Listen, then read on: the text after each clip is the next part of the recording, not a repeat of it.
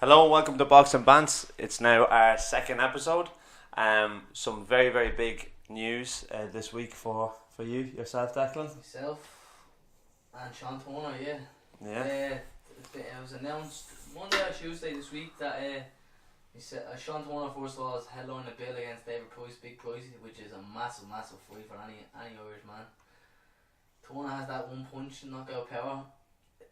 The odds are against him, but doesn't mean he can't do it. So he's headlining, him and Price are headlining the Box Nation show on the 5th of October in Belfast in the Titanic Arena. And then me and Mark McCullough looks like our chief support. Mark's a lad with a record of 20 wins, 4 losses. So it's another good, standard, tough test for me. So me and him are going to go at it. So them two fights have been announced. There's a few on the undercard, the likes of Tyrone and a few other lads been announced on it, but none of them been matched up. So it's at the moment the talk has been about me and Turner's fights really. Yeah. So that's for the 5th of October. So you've got now booked your next fight? Your last fight was 30th of June, wasn't it? Yeah, it's about 7 weeks away. Yeah. 7 weeks ago. So what's your perspective been since then? Like thinking about the future in terms of what belt, what avenue then to go, or? Well, I can't see this fight being probably for a belt when we come back from a loss. But you still could pull something out of the pipeline. It looks like it's going to be a 10-round fight, super featherweight. So for me, it's just if I beat Mark McCullough. Mark McCullough's on the verge of getting ready to fight for the British. I think it's the final eliminator for the British title. So he's taking a fight with me, which is a big gamble for him, really. Yeah, you know what I mean? yeah. Because he loses that, which I expect, and I do believe he will lose it. Where's he go from there? With me, it's like I'll beat him, get him out of the way, and I move on to rebuild myself to get myself in the, like at the end of the day, my last fight, me and John Carroll were fighting for the IBF Intercontinental. What would have given me? He's number 7th, I think, in the IBF. Yeah. So I would have been really taking his place. I would have been hitting 7th in the world. So I rebuild back up there and try to get in them positions. Talking about the IBF, the champion Farmer is fighting James Tennyson, another former opponent I fought. He's fighting on the undercard of Billy Joe Saunders' bill in Boston. I think it's on the 20th of October. 20th of October, yeah. Which I'm actually going to go over for it. So, big step up for Tennyson. Do I think he can do it? No, not particularly. But Tennyson is a tough man and he definitely deserves a shot. Yeah. Deserves a shot. Also on that bill, Kate Taylor's fighting, defending our world titles. Yeah. Her IBF and her WBA title. She was hoping to actually like unify the whole division before the end of the year. Yeah. But that doesn't look like it's going to happen now. Like, the biggest issue Eddie Hearn was saying is actually getting her fights. Yeah. The people actually wanting to fight her and that, and he's having to throw majority of the purse at the opponents, you know. The opponents there. Yeah, so he's trying to build her name so eventually she can have a big massive fight like in Ireland, like, but the problem is you need another name, and Natasha Jonas was that name. And then she lost. Yeah, against the KB. Yeah, against She was stopped. What round was she stopped? Mid-round, was it? Yeah. She was dropped a good few times. Yeah, she was. So.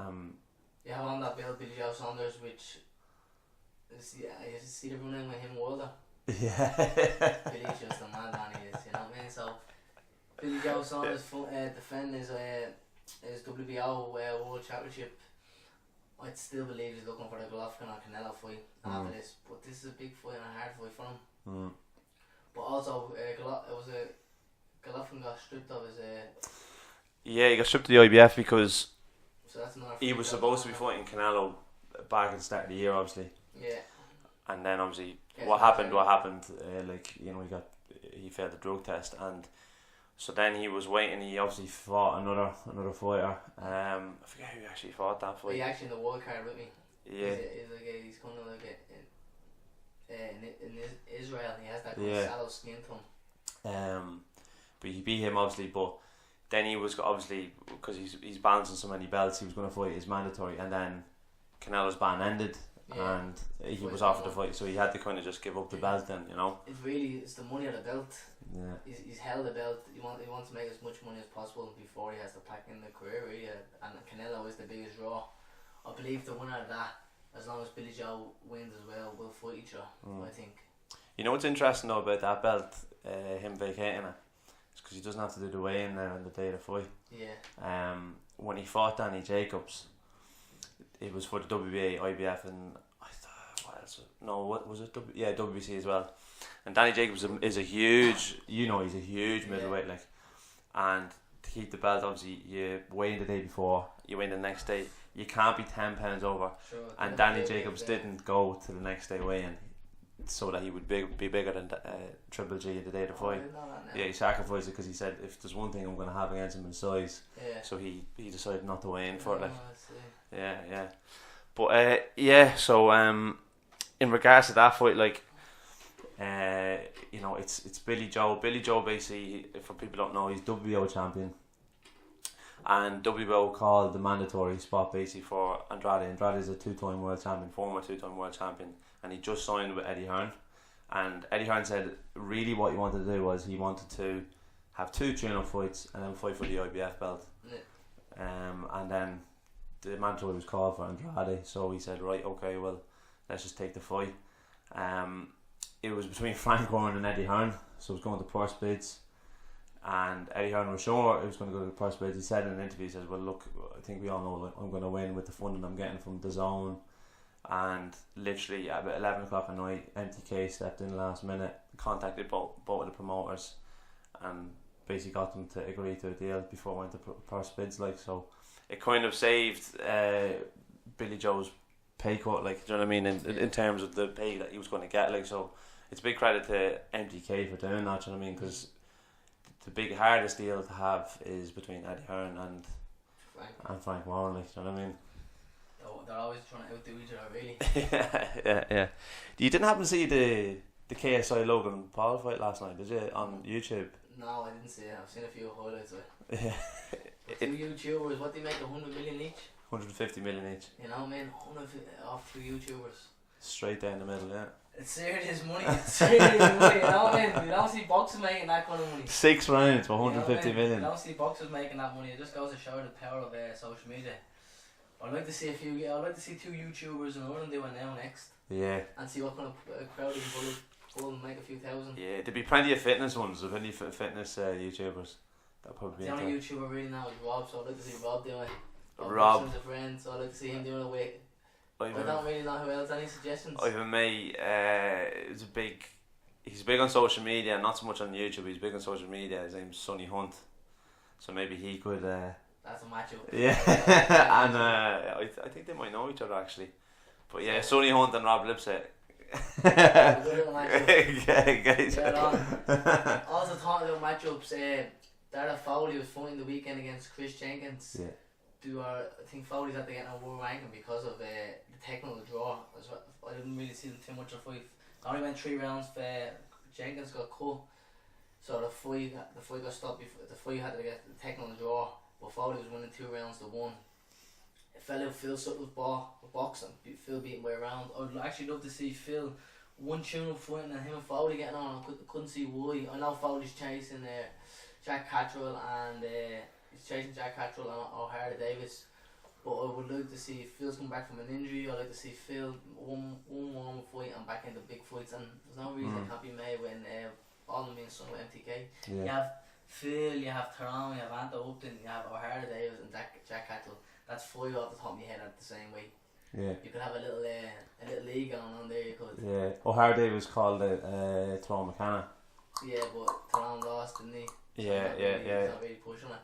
Tyrone has to rebuild. I think Tyrone could be on the same undercard as me, so I think Tyrone might have one warm fight and then back into good 50-50 fights, because I know Tyrone's game as fuck he is. Yeah. He was on that undercard that you fought up in Belfast there. Yeah, that's the one he was the one just right before you. Yeah, he lost Jack Catterall. Jack Catterall was a late step in, wasn't he? No? Not really. No? 5 weeks, 6 weeks. 5 weeks, yeah. Alright, 6 okay. weeks, not too bad. Like, then you had on the same card as Darren Fowley and Jenkins, you had Dave Oliver Joyce, which meant to fight Ronnie Clark. Ronnie Clark pulled out because of a jaw injury, which you can understand. Then Dave Oliver is at that offering the fight. Try to get the fight with there's an English shooter featherweight of Spartans. I can't think of his name. They sparred each other. I sparred him. The fellow Ronnie Clark beat last fight, Senna or something his name is, I can't pronounce it properly. I've seen it after Davey Oliver was at the corner, a lot of people after the fight, so I'm really looking forward to seeing Davey Oliver step up now and in good 50-50 fights. Yeah. I was going to say, did you see Petraza Beltran last night? I did, and I told you that Beltran struggles with southpaws. Yeah. And as you could see, he got put down late in the fight. He did. I think Beltran, will he have one more last roll of dice? I don't know. I think it was a big thing for him to achieve and win a world title, which is a massive achievement. He's at getting that. Does he still have legs in him? Who knows, you know what I mean? Like, where does it go really from there? But like we said, they're talking about the winner fights. No, the winner was going to fight. We were talking about the week. About Lomo.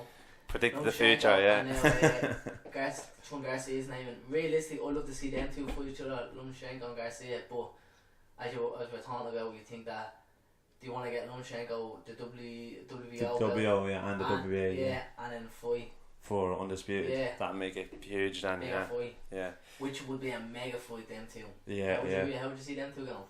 I don't know, mate. Like, I'm a massive fan of Mikey Garcia now, just as a person and a fighter. You Garcia, stick with no. Yeah, we do that if you want. Like, how much are we betting now? A meal, is it? A lobster deal. I'm happy you didn't say your next fight person or something like that. Like. That's only peanuts. A lobster meal, yeah. Lobster meal, yeah. Alright, okay. Yeah. Lobster meal, alright. It might be like Floyd and Pacquiao. We might not be having this meal for another 10 years, like. But like, the thing is, you have to, like, a lot of credit to Mikey Garcia. Like, he got caught up in a lot of issues with his promoters a few years ago, and he bounced back really strong. Yeah, like he didn't fight for 2 years, but he was training and he is up there in the probably top 5 pound per pound. Oh, you know what I mean? He made a comeback fighting lightweight, and he won the WBC like within 2 fights, and then I seen Brown trying to call him again. It smashed Brown up again. He would. Yeah, you know what I mean? It doesn't make sense really. And Brown at this stage in his career, like obviously his best weight was at that weight, but now at this stage in his career, because the way he cuts the weight and everything, he's so drained at the weight, like, you know. But there is still a few big names around there, like massive names, like, you know. I mean, yeah. Lomo, Garcia, then you have just over that, you have Deporter, Danny Garcia, you have Browner, you have so many big American names around there. Would they be between the lightweight and the welterweight kind of in that area, like Browner kind of he's not. He's still a massive name. Yeah, huge name. Like he sells anyway. Like he always. I hate him. He still brings a crowd. You know what I mean? Yeah. He has that Floyd image to him, but he ain't no Floyd. Yeah. You know, it's funny. I remember he fought. You're never gonna see what's the super featherweight champion? Mayweather's promoter. Oh, Gervonta Davis. You're never gonna see him fight Lomo. Even though he was caught, he was saying that he did want to fight him, and you're not gonna ever see that. I don't think. He's gonna stay super featherweight. Lomo's gonna lightweight. Will he go to light welter? I really don't know. Might be touching cloth how small he is, but I don't think anyone really wants to fight him. I think Garcia will give him the biggest problems of anyone I can see around. Yeah. He said when he saw him fight against Lawrence, he wasn't really fazed by much of what he saw. But obviously he's gonna say that, like, do you know what I mean? This is a top quality. Yeah. To be honest with you, like, and he did good things with him. It was just that he got put down with a big shot. Everyone's human, you know what I mean? But he is a serious talent, he is. Yeah. You could probably, that was the only fight you could see that he is a super featherweight. You can see the difference. Like, you can see the different size, but when you have so much skill can take you through a few weight classes to an extent. You know what I mean? Look at Pacquiao. Well, look, God-given talent, you know what I mean? Like, but it's different. It's different though, because like if you look at the way Lomo fights, he's going through the weight classes because the skill is very evident. Do you know what I mean? He's very elusive and things like that. Like you can show different. The reason why it's impressive when you go through weight classes because you have to show different wrinkles. Yeah, I understand. Like for Mayweather, he had 26 knockouts when he was a featherweight. Yeah. And then he went to the welter, completely changed the way he fought. But then you have someone like Pacquiao who didn't change the way he fought at all, still knocking people out. Went from super flyweight to super welterweight and stopped Miguel Cotto. Like, that's all I'm saying. Like, but what was I going to say? Sorry. This week I heard that it's funny. You know the way they booked Wembley? Matchroom booked Wembley for April, and they were saying that they've offered the contract to Wilder and all this stuff. what I've heard this week is that the WBO is going to be called after the Povetkin fight. Yeah. Dylan White has obviously been looking for a world title shot for a long time. Yeah. Now, how could you book a stadium for AJ fight if you don't have a contract written, unless you have two fighters under you that are in the same weight class? Yeah. So obviously, from what I've heard now, it's pretty much going to be done before the end of the year that White will fight AJ in Wembley in that time. What do you think of that fight? I just Dylan White, he's starting to get a bit of momentum. Yeah. I still don't think he's a massive name. You know what I mean? Then again, I don't think many heavyweights are massive names. Like to get the money what they have is only you really don't have Fury, Wilder, and AJ are the main names. But listen, Dylan White's done impressive. He beat what's the American geezer? The Australian fella. Parker, New Zealand, yeah. Parker beat Parker, but he beat. He beat Lucas Bryan. Lucas Bryan did very well. But Derek did you see the tweet or the Instagram thing Fury put up? The Fury put it down to a T basically. You were lucky that you ran away from Dylan. What's the Derek Chisora. Yeah, Derek Chisora. We were lucky to beat him. He named a few names, and he is what he was saying. He was speaking the truth. He was lucky to get the victory over some of the lads. You know what I mean? Yeah. He's one of the lads. He didn't really have a massive amateur career, like, and I think he's learning on the job. No, like, he's you know what I doing mean? well. I think he's very raw.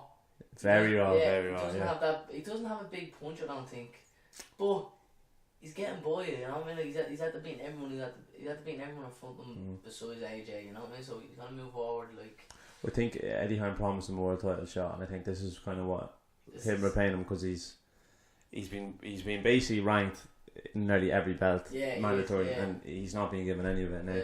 People are saying things like, I just want to say this, people during the week were talking about this. I almost had an argument with someone about it. They were saying that he was given the Ortiz fight as an eliminator for WBC. Now he's fought that many eliminators, right? And he's been the top rank for ages. He's never been called. He's the WBC silver belt. And Ortiz just lost. Why? So basically Eddie Hearn was like, why does he have to fight him now? And then he's going to fight him. He could beat him. And then I'll tell you one thing what Eddie did with Ortiz. He signed Ortiz up to keep him away from AJ. I know that. He signed him up. He signed Ortiz up a while ago. He's not on number anymore. Not anymore, but he let him go. He obviously seen stuff and he wasn't as worried what he thought it would have been, and he did let him go. I do believe he signed Ortiz up to keep AJ away from Ortiz because he's both of them promoters. Didn't see a whole lot. He ended up losing, just pushed him on there, you know. Yeah. Did you watch the Dylan White's last fight against Parker? Did you watch the whole undercard? Yeah. No, not most of it. It was brilliant, brilliant. Like the whole card was class, like, but that fight as well, because he was ahead by miles in the fight, and then the last round he dropped. He just about made at the end, like, but it was brilliant, like. Probably the last thing is this week the press conference finally for the date was announced for George Groves and Callum Smith, because people were waiting for ages. George Groves dislocated his shoulder against Chris Eubank. It's been announced it's going to be in Saudi Arabia, so obviously there's going to be a lot of money involved. Like, who do you see? Which way do you see that going? A lot of people are saying Smith because of it, but people have been off Groves being for the Eubank fight, saying he loses the end of him. Groves is only young. I think he's only 31. Yeah. And that's only young for that weight class as well, you know what I mean? He's only young. The only thing is he's been a few hard wars. Very hard wars, I think is he boxed great against Eubank. Dislocated the shoulder. Still did absolutely brilliant. I think he's done a great job. I personally think Groves wins, but I've seen a lot of people who are now in the boxing circle who know Smith very well think that Smith will stop him. Yeah. Just because he's been through hard fights. How will he come back after that injury? Because it is a serious injury as well, you know what I mean? Only time will tell. Yeah.